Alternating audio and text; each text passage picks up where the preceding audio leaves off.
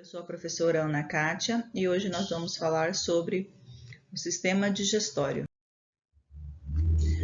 O sistema digestório ele é responsável por transformar os alimentos que nós ingerimos em compostos menores que possam ser absorvidos pelas nossas células. O sistema digestório ele vai ser formado pelo tubo digestório e pelos órgãos anexos. Quais são os órgãos do nosso tubo digestório? Nós temos aqui a boca, a faringe, o esôfago, o estômago, o intestino delgado, o intestino grosso. Então, esses são os órgãos do nosso tubo digestório. E os órgãos anexos que fazem parte aí do nosso sistema digestório são as glândulas salivares, o pâncreas, o fígado e a vesícula biliar. Falando um pouco sobre as etapas da digestão, né? A digestão ela vai começar com a mastigação, né? A mastigação ela é um ato mecânico, né? No momento ali da mastigação que você está triturando o alimento, envolvendo esse alimento com a saliva, forma-se o bolo alimentar, né? Na boca também inicia o processo de digestão do amido por uma enzima que é chamada de amilase salivar. Então, essa enzima na nossa boca vai iniciar a digestão do amido. Após a mastigação, a formação do bolo alimentar, vai ocorrer então a deglutição, que nada mais é do que o ato de engolir o alimento, né?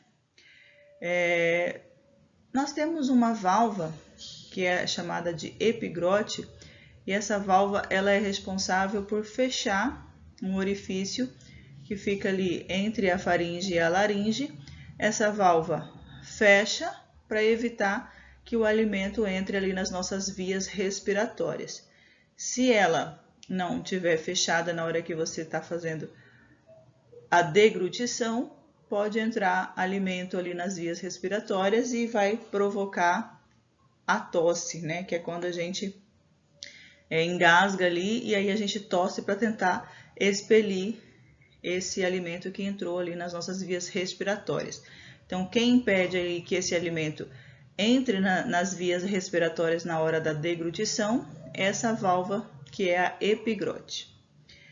A etapa seguinte da digestão, né? Após a deglutição, o alimento ele entra no esôfago e o esôfago é responsável por conduzir esse alimento até o nosso estômago. Quando o alimento chega no estômago, vai ocorrer então a digestão química desse alimento, né? Então, esse bolo alimentar que chegou no estômago, ele vai sofrer ali a ação do suco gástrico, que é produzido no estômago, e vai formar uma substância aquosa que é chamada de quimo, tá? Então, no estômago, inicia-se então, né, a digestão ali, principalmente da questão das proteínas que são digeridas ali no estômago, pela ação do suco gástrico. Então, esse alimento, esse bolo alimentar é transformado em quimo. O quimo, por sua vez, ele vai ser enviado ao intestino delgado. No intestino delgado, esse quimo vai sofrer ação do suco pancreático, da bile e também do suco entérico.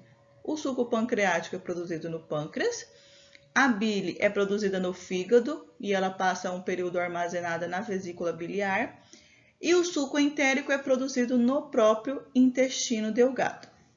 Então, sob a ação dessas três substâncias, o quimo que veio do estômago vai ser transformado então em quilo, tá? Então, a digestão química, ela inicia, no caso do amido, na boca, pela ação da amilase salivar. Depois, essa digestão química continua no estômago, através da ação do suco gástrico, que transforma o bolo alimentar em quimo. Do estômago, esse quimo é enviado ao intestino delgado e no intestino delgado o quimo vai sofrer ação, né? Vai ser transformado ali pela ação do suco pancreático, da bile e do suco entérico. Então, esse quimo se transforma em uma outra substância que é chamada de quilo, né? Nesse quilo vai estar contido ali água, nutrientes, substâncias ali que foram digeridas, vão estar, no caso, contidas nesse quilo. A etapa seguinte, após a formação do quilo, né, o alimento foi digerido, está contido ali os nutrientes nesse quilo. Então, a próxima etapa da digestão é a absorção dos nutrientes, que vai ocorrer nas porções ali, nas regiões finais do nosso intestino delgado, que é chamada de jejuno e íleo. A primeira região ali do intestino onde ocorre a digestão é chamada de duodeno, né, que é onde ocorre a transformação do quimo em quilo. E aí nas regiões finais ali do intestino, que é o jejuno e o íleo, vai ocorrer então a absorção dos nutrientes. Esses nutrientes eles vão atravessar as células do intestino e eles vão entrar na nossa circulação. E aí é o nosso sistema circulatório que se encarrega de enviar para todas as células do nosso corpo esses nutrientes que foram absorvidos ali no intestino. Então, as células ali do intestino vão absorver esses nutrientes e vão chegar esses nutrientes à nossa circulação. E a circulação vai conduzir a todas as células do nosso corpo. As células do nosso intestino, elas apresentam dobras que são chamadas de vilosidades intestinais. Essas vilosidades intestinais, elas aumentam a área de absorção de nutrientes.